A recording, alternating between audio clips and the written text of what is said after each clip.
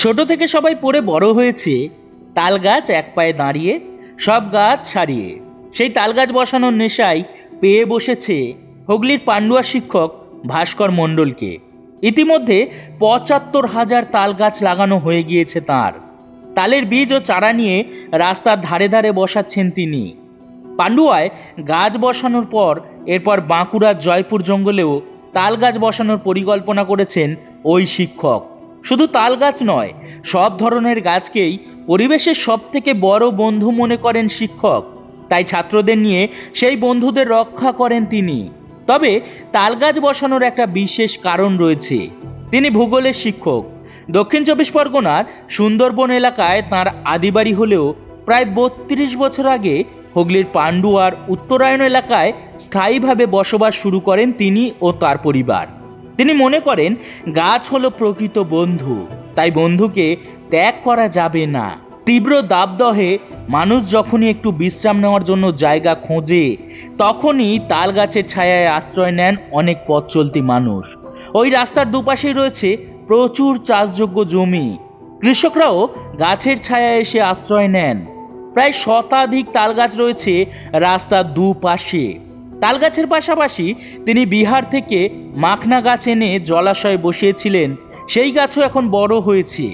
কেন তিনি এই তাল গাছ লাগান, সেই প্রসঙ্গে ভাস্করবাবু বলেন, প্রায় ২২ বছর ধরে তাল গাছ বসাচ্ছি। এখনো পর্যন্ত প্রায় ৭৫,০০০ গাছ বসিয়েছি। তার মধ্যে অনেক গাছ বড় হয়ে পূর্ণতা পেয়েছে, আর তা থেকেই মানুষ নানাভাবে উপকৃত হচ্ছে। এই এলাকা যেহেতু অধিকাংশটাই কৃষি প্রধান এলাকা, তাই এখানকার অন্যতম সমস্যা হলো মাঠে কাজ করার সময় অনেকের বজ্রপাতে মৃত্যু ঘটে। বিভিন্ন গবেষণায় দেখা গিয়েছে তাল গাছ যদি মাঠের মাঝখানে বা আশেপাশে থাকে, তাহলে বজ্রপাত থেকে মানুষ রক্ষা পায়।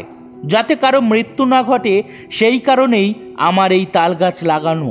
এরপর বাঁকুড়াতেও গাছ বসাবেন তিনি। প্রধান শিক্ষককে সাহায্য করে তাঁর স্কুলের ছাত্রছাত্রীদের নিয়ে নেচার্স লাভার ক্লাব নামে একটি সংগঠন করেছেন ভাস্কর বাবু। গ্রামে বিভিন্ন জায়গা থেকে তাল আঁটি সংগ্রহ করার জন্য পিকআপ সেন্টার তৈরি করেছেন প্রধান শিক্ষক। কেউ ফোন করে জানালেই তার বাড়িতে হাজির হয়ে যান শিক্ষক সহ পড়ুয়ারা। সেখান থেকে তারা তাল আঁটি সংগ্রহ করে বিভিন্ন জায়গায় বসান। পরিবেশ বান্ধবকে রক্ষা করছেন যেই মানুষ, সেই ভাস্করবাবুর এই কাজকে আমরা জানাই কুর্নিশ তার এই কাজের জন্য। আজকালকার জগতে মানুষ যেখানে স্বার্থলোভী হয়ে প্রকৃতিকে ধ্বংস করে চলেছে, সেখানে এই মানুষটি নিঃস্বার্থভাবে বৃক্ষরোপণ করে চলেছেন। ভবিষ্যতে যেন তিনি এমনভাবেই কাজ করে যেতে পারেন, তার জন্য আমরা তাকে উৎসাহিত করছি। ধন্যবাদ এতক্ষণ আমাদের সাথে থাকার জন্য। আমাদের ভিডিওগুলি যদি আপনাদের ভালো লাগে, তবে অবশ্যই আমাদের পাশে থাকবেন।